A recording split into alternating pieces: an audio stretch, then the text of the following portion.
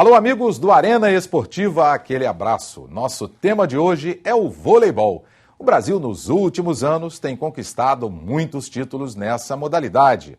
Para debatermos esse assunto, temos a presença do deputado Flávio Bolsonaro, do PP. Deputado, obrigado pela sua presença aqui. Eu que agradeço o convite. Ok. Temos também a presença do presidente da Federação Estadual de Vôlei do Rio de Janeiro, Carlos Reinaldo Soto. Soto, muito obrigado pela sua presença aqui. Nós ficamos envaidecidos com o seu convite. Tá certo. Bem, o Rio é o melhor estado ranqueado no vôlei nacional. Em 8 campeonatos participou de 7. Foi campeão em 4, vice em 2 e terceiro colocado em 1. Diferente do masculino, desde o RJX, o empresário Ike Batista, que deixou de existir. O orçamento era muito alto, era em torno aí de 15 milhões de reais por ano, quase o dobro do feminino. Até agora, não apareceu assim nenhuma empresa disposta a investir tão alto no vôlei masculino no Rio. Presidente, eu pergunto ao senhor, como presidente da Federação Estadual de Vôlei, por que ainda não temos empresa que esteja disposta a investir assim tão alto como o Ike Batista investiu no chamado RJX aqui? Cerca de 15 milhões de reais, né? Me parece que, na realidade, isso é um reflexo da conjuntura econômica do Brasil. Onde é que está hoje o capital? Está em São Paulo. Então, a grande maioria das equipes que participam do campeonato nacional, elas são de São Paulo. E outra diferença muito grande entre Rio e São Paulo. O interior de São Paulo que é forte, muito né? rico. É verdade. E no Rio de Janeiro nós teremos, talvez, no interior, apenas 8, 10 cidades numa situação mais confortável econômica e financeiramente falando. Mesmo a CSN, que talvez seja a maior empresa nacional, carioca, do Rio de Janeiro, a sede, a direção da CSN está em São Paulo.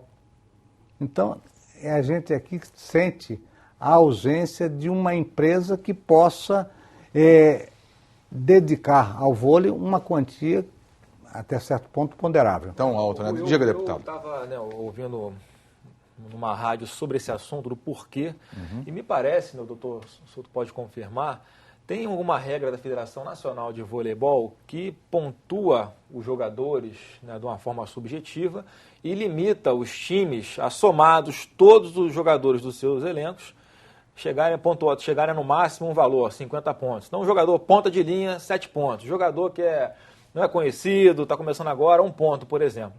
Somados as pontuações dos jogadores integrantes do elenco, não pode ultrapassar, não sei se é esse o valor, vamos supor, 50 pontos. O valor é 43 pontos. Então me parece que há também esse aspecto, porque se você tem 2, 3 medalhões no time, você acaba não tendo possibilidade de colocar mais medalhões, né, que são mais caros. Então acho que está havendo também esse tipo de interferência. Eu não sei quais são os prós e os contras de si, porque isso certamente nivela as equipes, então deixa como equipe, né, como o RJX era um exemplo, tinha um patrocínio forte, podia contratar 5, 6 jogadores ponta de linha de seleção brasileira, o que desequilibrava o campeonato.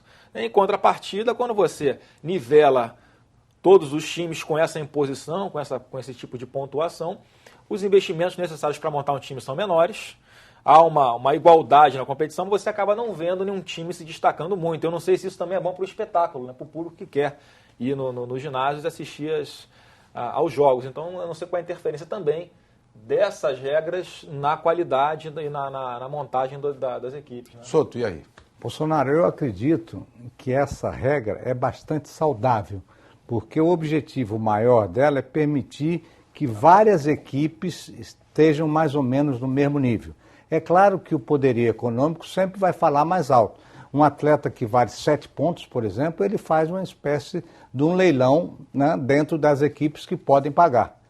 Mas apesar dessa regra, há sempre a possibilidade de uma maior concentração de valores em determinada equipe. Nós vemos, por exemplo, que o Campeonato Brasileiro Adulto Feminino, a Superliga, ela nos últimos 10 anos foi decidida por 2 equipes tão somente, Osasco e Rexona. Então, na verdade, essas equipes concentram os melhores elencos. Porque há também um investimento forte. Claro, né? Exatamente porque elas têm um respaldo financeiro que permite isso. Algumas outras... Agora, semana passada, houve uma tentativa de uma equipe de permitir que uma jogadora que já foi de seleção brasileira, permitir que ela pudesse ser incluída no elenco, ultrapassando aquele limite que já tinha sido estabelecido. E por que não essa equipe, ela se adequou, por que ela não se adequou ao limite e incluiu essa moça, excluindo outra? Na verdade, era uma maneira direta ou indireta de pressionar a confederação para desfazer a regra, o que seria altamente nocivo ao voleibol. Uma outra consequência também que foi constatada dessa regra é que o que acontece? As equipes vão se formando, né? Há mais jogadores de ponta com essa pontuação máxima do que equipes dispostas a pagar os seus salários. Então, as equipes vão sendo montadas, pega-se formada com 3 jogadores top de linha, essa outra equipe com 2, essa outra equipe com 3. Então, acabam sobrando jogadores de elite que possam jogar no Brasil. E acaba havendo um movimento de exportação, porque eles vão buscar outros clubes fora do Brasil, tendo em vista que os poucos que têm condições de investir na contratação de elenco aqui já têm o seu elenco preenchido com esses jogadores de ponta de linha. Então é um outro reflexo, mas repetindo, confesso que eu não sei se vale, se está sendo bom, está sendo ruim, né, se isso é bom para o espetáculo, se isso é bom para nivelar as equipes, enfim, mas é um reflexo dessa imposição da regra, né? Também o não aproveitamento desses jogadores de linha aqui no Brasil, né? Bolsonaro, continuo dizendo que a regra é altamente saudável. Alguns jogadores nossos vão para o exterior, é aquela lei da relação custo-benefício. Então, lá fora, às vezes, o mercado está mais favorável, o jogador está buscando uma melhor condição financeira, ele vai lá para fora. É como no futebol, né? Como qualquer esporte. Como qualquer esporte. Mas no voleibol, o nosso campeonato nacional, tanto masculino como feminino, é um dos mais fortes do mundo e um dos que melhor remunera. Ao contrário do futebol, que há um gap muito grande entre a realidade sul-americana e a realidade europeia. É uma pirâmide, né? É algo mais pontiagudo. No voleibol, a diferença não é tão grande. E nós temos 2 ou 3 ligas no mundo. Possivelmente a liga italiana é uma liga forte. Muito forte. A liga japonesa é uma liga forte. E apareceu ultimamente uma liga na Turquia, que também é forte. Mas essas ligas não estão econômica e financeiramente muito acima da nossa competição. Então, os nossos jogadores, eles estão no Brasil e sendo bem remunerados. Quando eles saem do Brasil, normalmente por uma proposta extraordinária. Que não tem jeito de cobrir aqui, né? Não tem jeito. Pelas condições econômicas até do país. Bem, a Federação Estadual de Vôlei do Rio tem 20 campeonatos regulares. 10 são de praia e 10 de quadra. Desses, 5 masculino e feminino. Isso em todas as divisões. Nessa categoria, dos classificados para a Olimpíada do ano que vem, aqui no Rio de Janeiro, 3 começaram na capital carioca. Evandro, Pedro e a Bárbara Seixas. Vamos falar sobre isso, presidente. São 3 atletas em que o vôlei de praia deu destaque também e que já estão aí para a Olimpíada do ano que vem aqui no Rio. Isso é fruto de um trabalho que a gente está fazendo há mais de 15 anos na Federação do Rio. Nós promovemos campeonatos desde a mais tenra idade, os jogadores de 13 anos já começam a praticar o vôlei de praia. Então esse resultado, esse reflexo, acontece lá em cima no adulto. Na Olimpíada da China, nós já tivemos uma representante, a Renata Trevisan, foi uma jogadora que começou na nossa categoria de base e chegou na Olimpíada. E agora nós temos 3 entre os 8 representantes brasileiros do vôlei de praia que são oriundos das nossas competições de praia que nós realizamos semanalmente durante praticamente todo o ano. Para você ter uma ideia, nós realizamos 40 etapas, isso, ou seja, nós utilizamos 40 fins de semana para fazer as competições. Então essa repetição, essa iniciação precoce do jogador está dando os frutos agora. O que é importante, né, deputado? Isso que disse o presidente, o atleta começa cedo e dá a resposta depois ao longo dos anos, né? Isso é importantíssimo, você fomentar o esporte desde a adolescência, né? Isso é uma fórmula que não é novidade, não é mágica para ninguém, mas é difícil fazer com competência, né? E ver o resultado acontecer assim. E outra consequência disso é o interesse cada vez maior, né, da população no esporte. Com certeza. Por exemplo, agora no tocante à compra de ingressos para as Olimpíadas, o primeiro esporte a esgotar os ingressos foram exatamente os de vôlei. Exatamente. Nas seleções, né, os jogos onde provavelmente haverá a apresentação da seleção brasileira. Então, quer dizer, algo que vai crescendo.